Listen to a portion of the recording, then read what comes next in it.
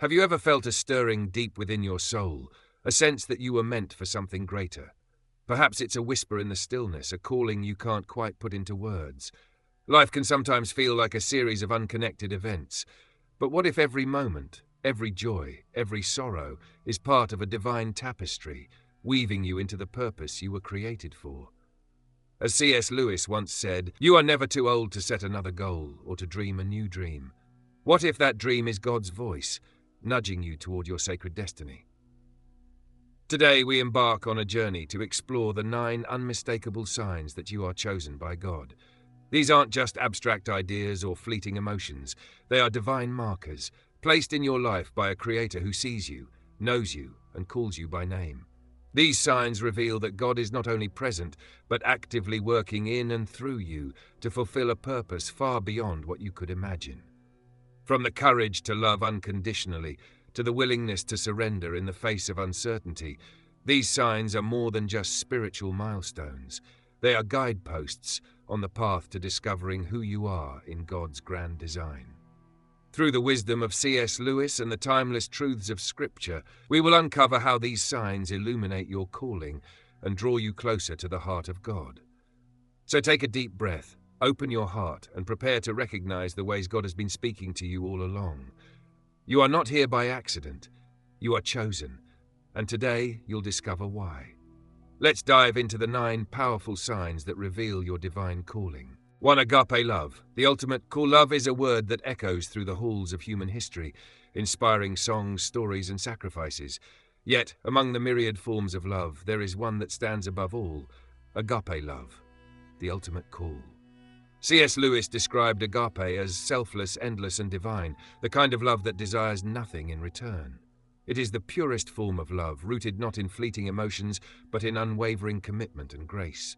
Agape love reflects the very heart of God, demonstrated most profoundly in the sacrifice of Christ on the cross.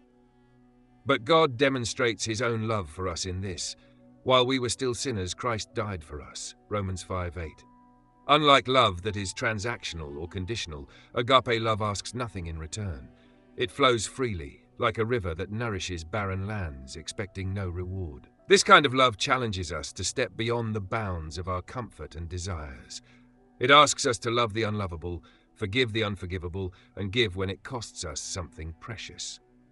Consider the story of Clara, a schoolteacher in her late 60s, living in a small community struck by a devastating hurricane. The storm left families without homes, children without schools, and her own house in ruins. But Clara's response was remarkable. She opened her damaged home to neighbors, using her savings to provide food and shelter. She taught children under a tree, refusing to let them fall behind.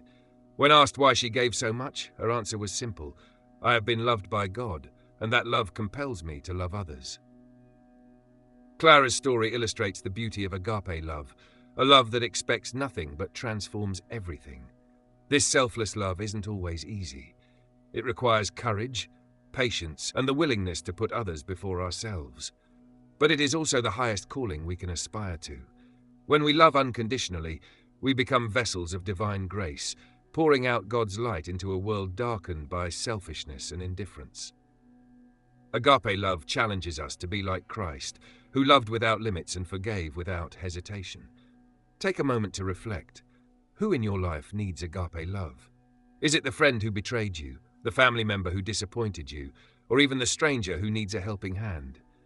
Loving in this way may feel impossible, but remember this truth: we love because he first loved us. 1 John 4:19. God's love empowers us to love others in ways we could never achieve on our own. Agape love isn't just a concept or ideal, it's a call to action. It is the heartbeat of the gospel, inviting us to live as reflections of God's love in a broken world. So, as you move forward today, ask yourself, how can I show unconditional love, even when it's difficult?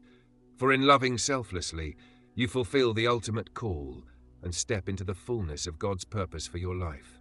2.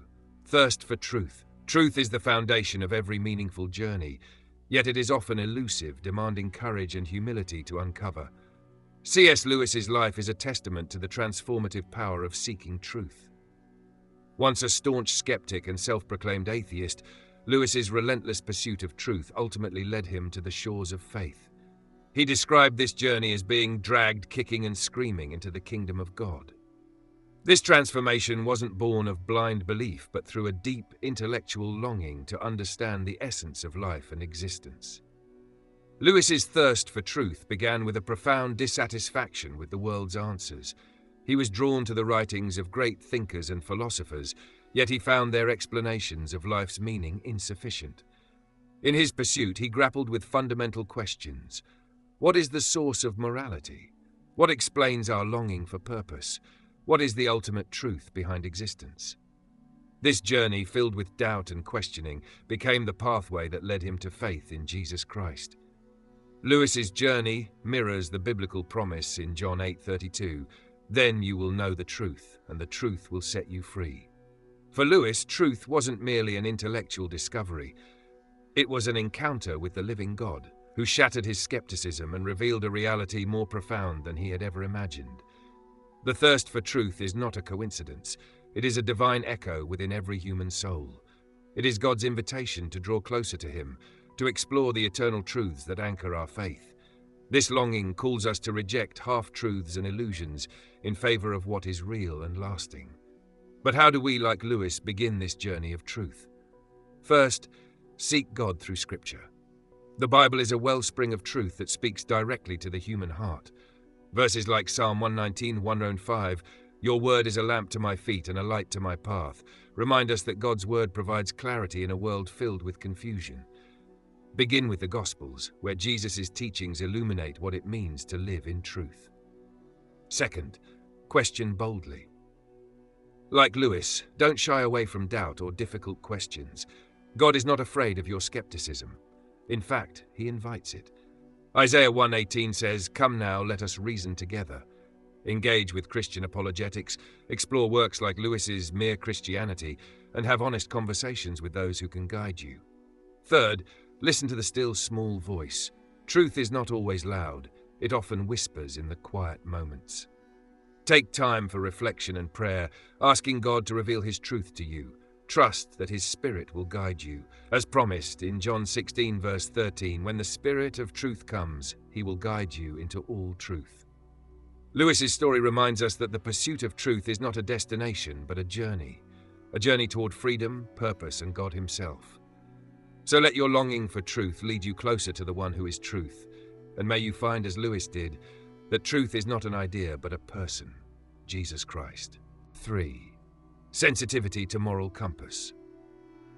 Deep within every human heart lies a sense of right and wrong, a moral compass that guides us, often quietly, through the decisions of life. C.S. Lewis, in his landmark book Mere Christianity, described this innate sense of morality as evidence of God's existence.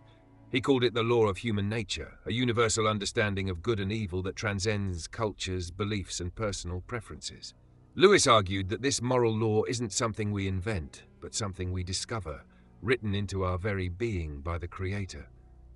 Lewis pointed out that this moral awareness is not merely about following societal norms or personal instincts. After all, societies differ in their customs, and instincts often conflict. The moral law stands above both, calling us to a higher standard.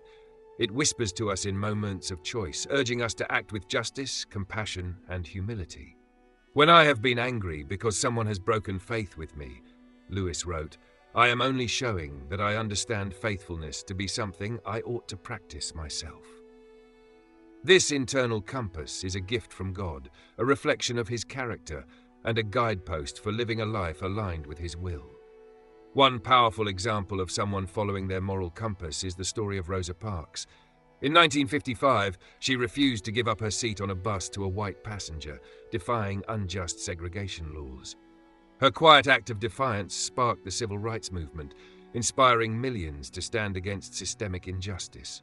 Parks once said, "I knew someone had to take the first step, and I made up my mind not to move." Her actions reflected a deep moral conviction, one that prioritized justice and equality over personal safety or comfort. Like Parks, we are often called to make difficult choices that align with our moral convictions, even when it costs us.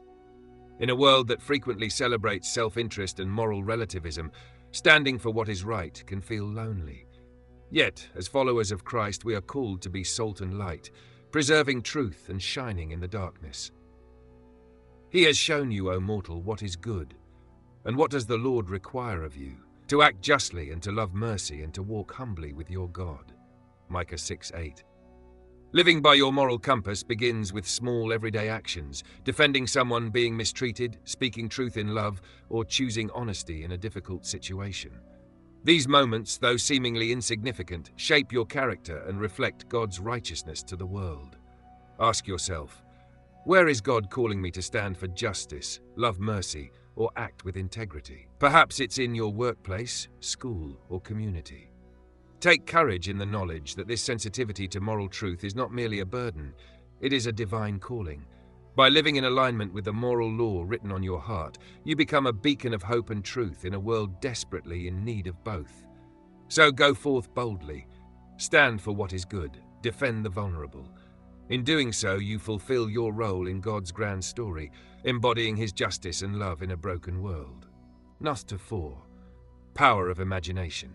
Imagination is one of humanity's most divine gifts, a bridge that connects the seen with the unseen, the temporal with the eternal. C.S. Lewis understood this profoundly, seeing imagination not as a tool for escape, but as a way to grasp deeper spiritual truths. He described imagination as the organ of meaning, a sacred faculty that allows us to envision the world as it could be, transformed by God's grace and glory. Lewis's own use of imagination shines brilliantly in the Chronicles of Narnia. In these beloved stories, he wove spiritual truths into the fabric of an enchanting fictional world.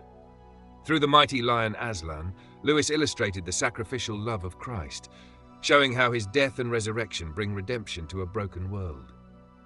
Lucy's unwavering faith in Aslan mirrors the childlike trust God calls us to have, while Edmund's betrayal and eventual forgiveness echo the grace extended to sinners through Jesus.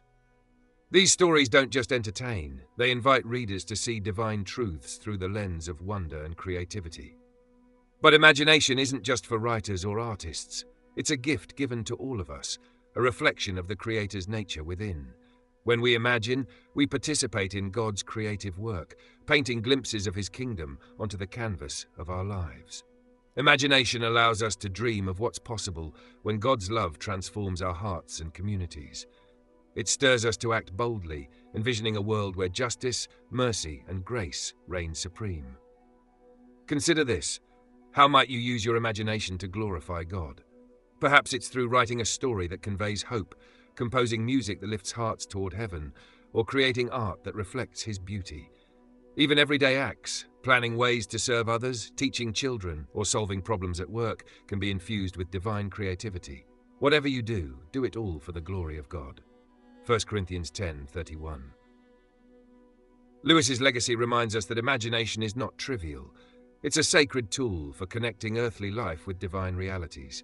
So let your imagination soar. Dream boldly, create passionately. For in every story, song, or idea inspired by God's love, you participate in His redemptive work, offering the world a glimpse of the eternal. 5. Embracing pain as transformation. Pain is an unavoidable part of life, yet it often leaves us questioning why. C.S. Lewis offered a profound answer, describing pain as God's megaphone to rouse a deaf world. In his book, The Problem of Pain, Lewis explained that suffering strips away our illusions of self-sufficiency and forces us to confront our need for God. He wrote, "We can ignore pleasure, but pain insists upon being attended to. God whispers to us in our pleasures, speaks in our conscience, but shouts in our pains. It is His megaphone to rouse a deaf world." Pain, though difficult, can be a path to transformation. It humbles us, shapes us, and draws us closer to the heart of God. The Bible echoes this truth in Romans 5:3-4. We also glory in our sufferings because we know that suffering produces perseverance. Perseverance, character, and character, hope. Through pain, God refines our character and strengthens our faith. Take the story of Maria, a mother who faced the unimaginable loss of her young son to a terminal illness. Overwhelmed by grief, she questioned God's purpose and doubted His love. Yet as she poured out her pain in prayer, she began to sense God's presence in the quiet moments.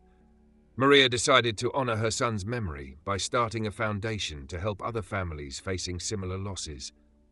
Through her suffering, Maria found a deeper reliance on God and a new mission to bring hope to others.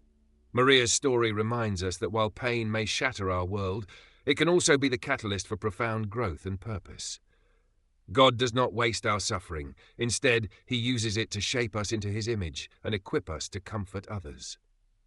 Praise be to the God of all comfort, who comforts us in all our troubles, so that we can comfort those in any trouble with the comfort we ourselves receive from God.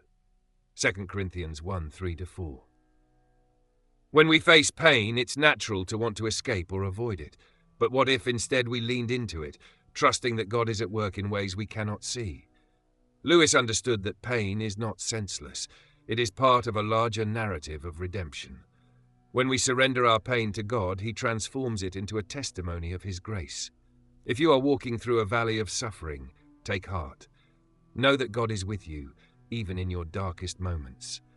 Trust that he will use your trials to refine you and fulfill his purposes. Embrace the journey, however painful it may be, with the assurance that in all things God works for the good of those who love him, who have been called according to his purpose. Romans 8:28. Your pain is not the end of the story. It is the beginning of a deeper connection with the one who promises to make all things new. Trust him, and let your pain become a platform for his glory. Longing for the eternal.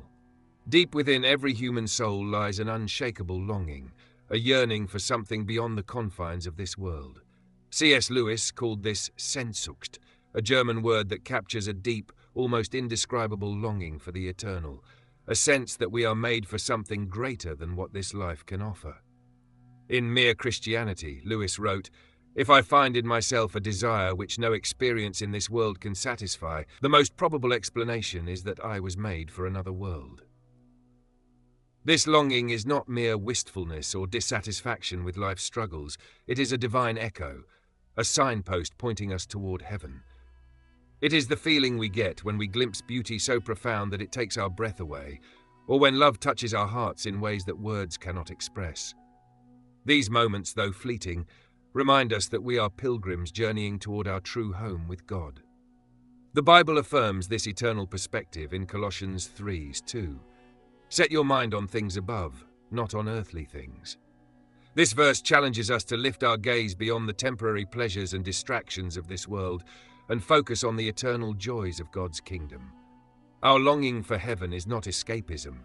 It's a recognition of our true identity as citizens of heaven, created to live forever in the presence of our Creator. Consider the story of John, a man who devoted his life to chasing worldly success. Despite achieving wealth and recognition, he felt an emptiness he couldn't explain. It wasn't until he began attending a Bible study that he realized his longing wasn't for more possessions or accolades, it was for a relationship with God. By shifting his focus to eternity, John discovered a peace and purpose he had never known. This longing for the eternal isn't something to suppress, it's something to embrace. It's an invitation to live with eternity in our hearts, shaping our decisions and priorities in light of what truly matters. As Jesus said in Matthew 6:20, "Store up for yourselves treasures in heaven." Take a moment to reflect. What are you longing for? Is it something that will fade or something eternal? Let this longing draw you closer to God, reminding you that this world is not your final destination. Live with eternity in your heart, and let your life be a testament to the hope and joy of a future spent in the presence of the one who placed that longing within you. 7. Standing in awe of mystery. Life is full of questions without easy answers, moments that leave us wondering about the grand design of it all. Yet it is in these mysteries that we encounter the vastness of God.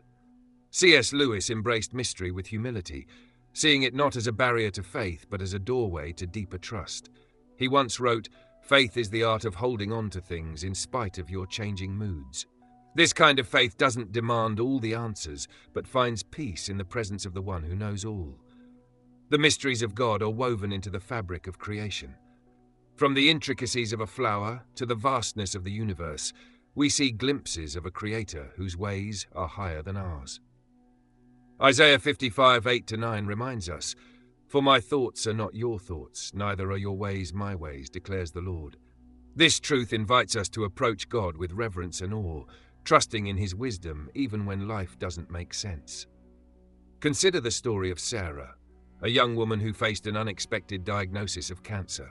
Her dreams of starting a family and pursuing her career were suddenly overshadowed by uncertainty.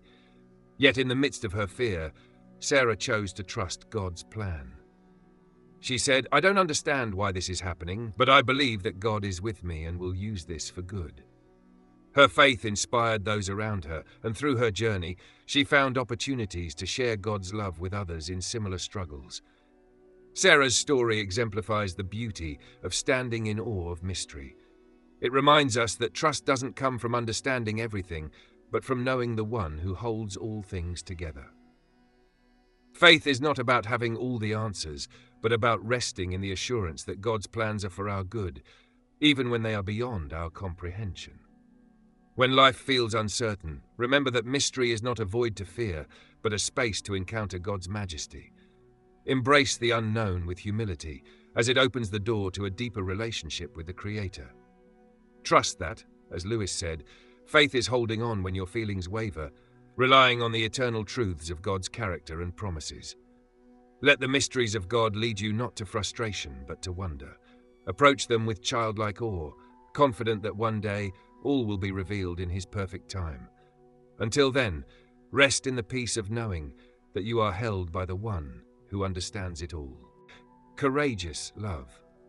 Love is often seen as a gentle, comforting force, but true love, the kind that changes lives and mirrors the heart of God, requires immense courage. C.S. Lewis described love as vulnerable in his work, The Four Loves, writing, "To love at all is to be vulnerable. Love anything, and your heart will be wrung and possibly broken." Courageous love demands stepping beyond fear and comfort, giving selflessly, and often risking rejection, pain, or loss. It is the love modeled by Christ, who willingly laid down his life for us. Greater love has no one than this, to lay down one's life for one's friends. John 15:13. Courageous love is not about grand gestures, it's about choices. It's forgiving when bitterness feels easier, sacrificing for others without expecting anything in return, and standing up for what is right, even when it's unpopular. It's the love that changes hearts and reflects God's presence in the world. One of the most powerful examples of courageous love is the story of Corrie ten Boom. During World War II, Corrie and her family risked their lives to hide Jews from the Nazis. They were eventually arrested, and Corrie endured horrific suffering in a concentration camp.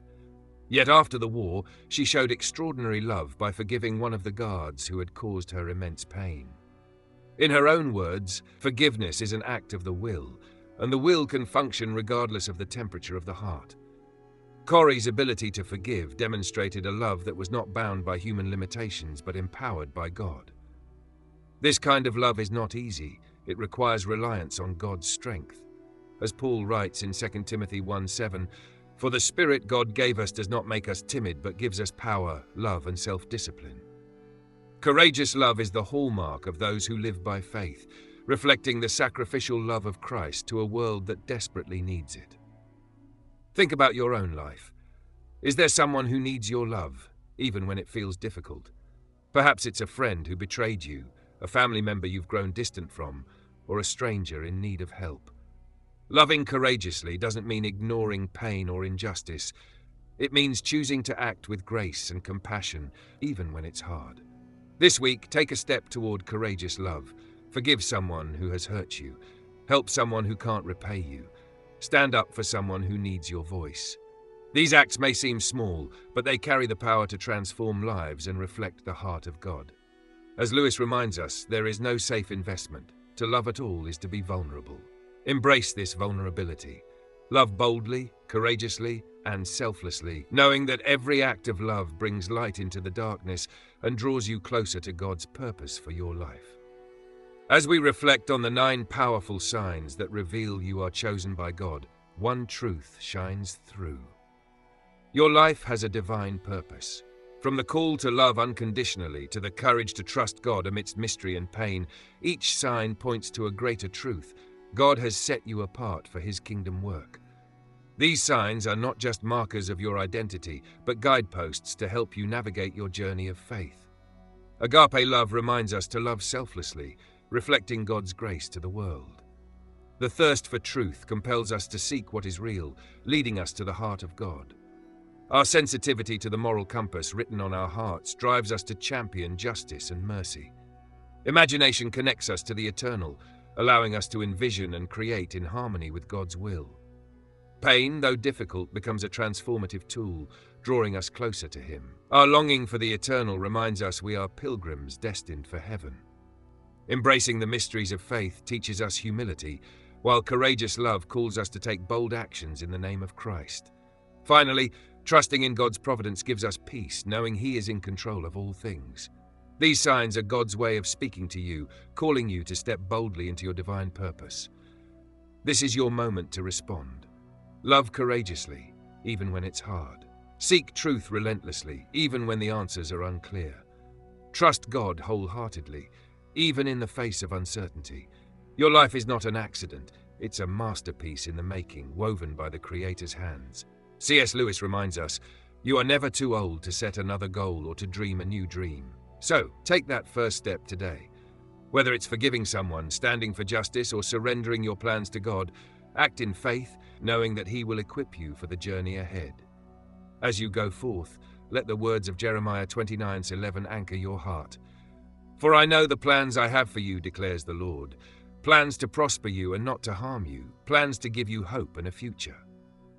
Step into those plans with courage, faith, and love, knowing that you are chosen, called, and deeply loved by the one who holds your future in His hands. Now, go and live the life you were created for. 9. Trust in divine providence.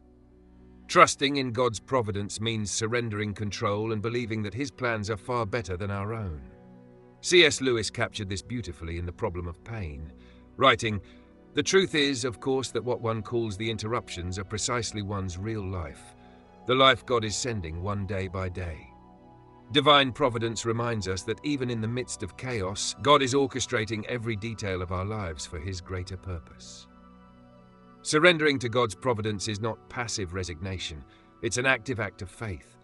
It requires letting go of our desires to control outcomes and placing complete trust in the one who sees the beginning and the end. As Proverbs 3:5-6 says, "Trust in the Lord with all your heart and lean not on your own understanding.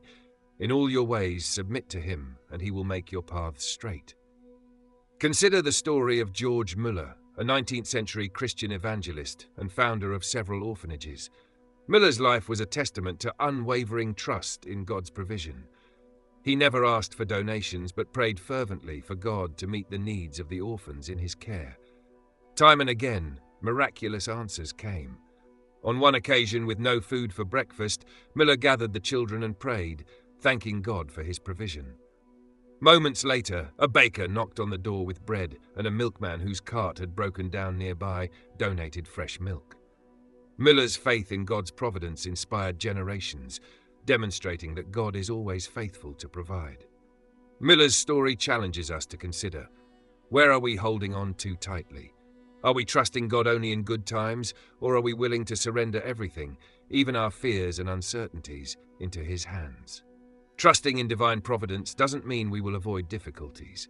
Instead, it means that even in the hardest moments we believe God is at work for our good.